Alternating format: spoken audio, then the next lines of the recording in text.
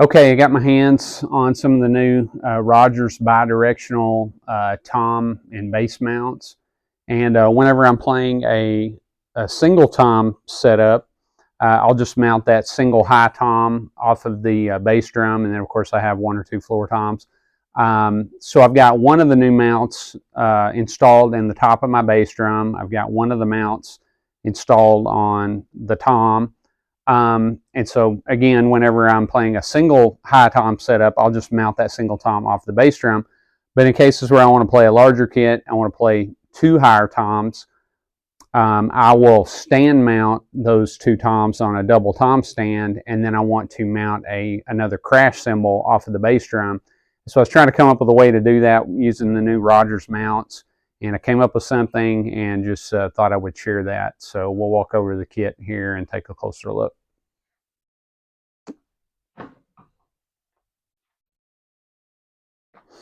Okay, so you can see a couple of toms here with the new mounts. They work with the Rogers hex arms, which I have here. If I'm playing the single high tom setup, I'll just have this right in the top of the bass drum there. Got one of the new mounts in the top of the bass drum. So this can go right into the top, and that single tom can be mounted off of the kick drum.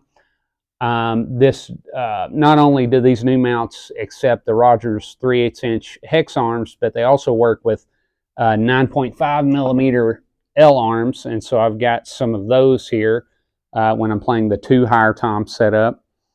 So what I came up with on the bass drum here is I just found a steel 3/8" hex rod, and I've got one of these Tama. It's just a double clamp that you can use to clamp onto like two different boom arms.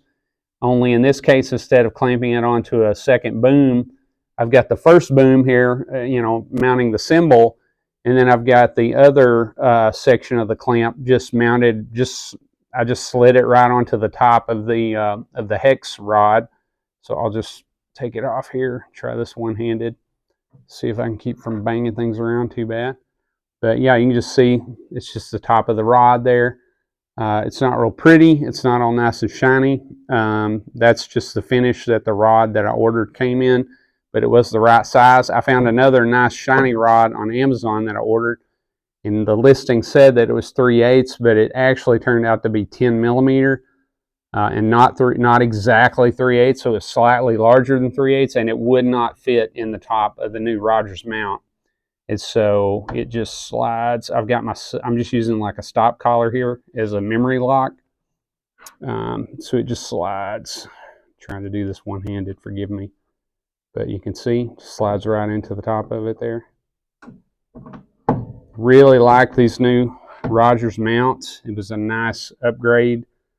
I'd been using some different mounts for a while. I had not been using the original mounts for a number of years, but these are very solid. Really like the design and the fact that it fits the original hole pattern, so you don't have to make any additional holes in your drums in order for them to fit. So I really like it. These are, by the way, these are vintage drums. These are like early 70s Fullerton era drums. And two, you may have noticed that the lugs don't all match. I've actually added a couple of PDP toms to this kit because I couldn't find a 10-inch Rogers tom to match. And I had another Rogers 14-inch tom, but it was a shallower tom, and I wanted a deeper floor tom. And so I was able to find PDP in a pretty close finish. It's not exact, but it's close enough. Like from a distance, you don't really notice it. But up close you do. So I'm sure if you notice the difference in the lugs, that's what it is. And two, I mounted one of the new Rogers mounts on this PDP tom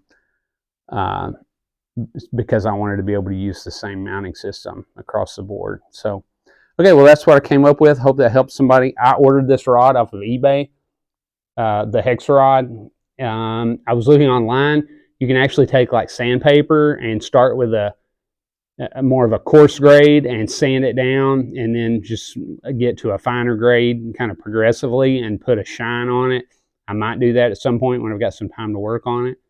But for now, it's doing the job and working just fine. So I just thought I'd share that for anyone else who might be looking for a way to mount a cymbal off of their bass drum using the new Rogers tom mounting system. So thanks for watching. Bye.